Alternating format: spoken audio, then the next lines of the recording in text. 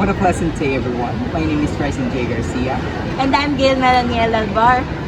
and we are here to shoot a video about a podcast about a quality education and how it will help students. Don't you gonna? Pero let's start with something easy. As a student, ano yung mga bagay na nahihirapan sa pag-aaral? Sa tingin ko, mahirap sa lesson. Like, yung... Kasi pag hindi mo masyadong... hindi ka masyadong interested sa lesson, hindi mo siya magigets agad. Lalo na pag may mga times na hindi naman sa sinisisi ko yung mga teachers. Pero may iba kasi na teachers, kapag nagtuturo sila, kung ano yung nasa PPT, binabasa lang nila. And para sa akin naman is yung mga pagkakram and napakadaming magawa like that. And hindi natin namamanage minsan yung time natin kasi meron tayong mga duty sa bahay na kailangan din natin gambalan. Madaming dagdag activities. Moving on, sa tingin mo ba yung curriculum ngayon is effective para sa mga mag-aaral?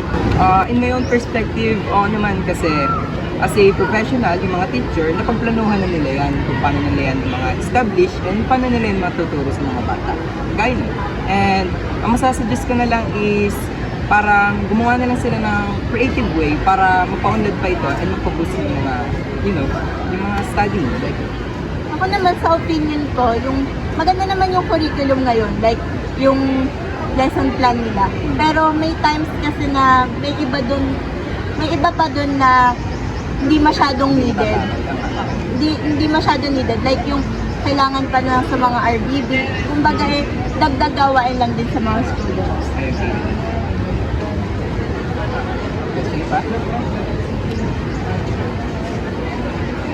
Following question na related pa dun sa una is, if you would given a chance, how can you improve the quality of education dito sa Pilipinas?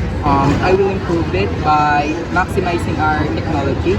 Like, yun nga, paggagawa ng sites para sa mga batang sa mga cellphone. Yung mga, dun sa site na yon is included yung mga education and kung ano yung tungkol sa kanila and kung paano yung makakatulong sa mga And also, may improve natin ng education kung meron tayong tamang time management like that. And nasa sa ating sarili na naman din yun kung paano natin ma-handle yung mga ganun situation for me. Agree ako sa sinabi mo kasi nowadays, mas tutok na tayo sa technologies, di ba? Ako naman. Sa tingin mo ba makakatulong yung modern technology para sa improvement? And ano kaya yung mga ways to be specific? Gaya nga nasabi ko, nowadays, mas more on technologies tayo. So, feel ko nakakatulong or mas napapadali yung mga gawain ng students, lalo na kung magkakaroon ng mga website na pag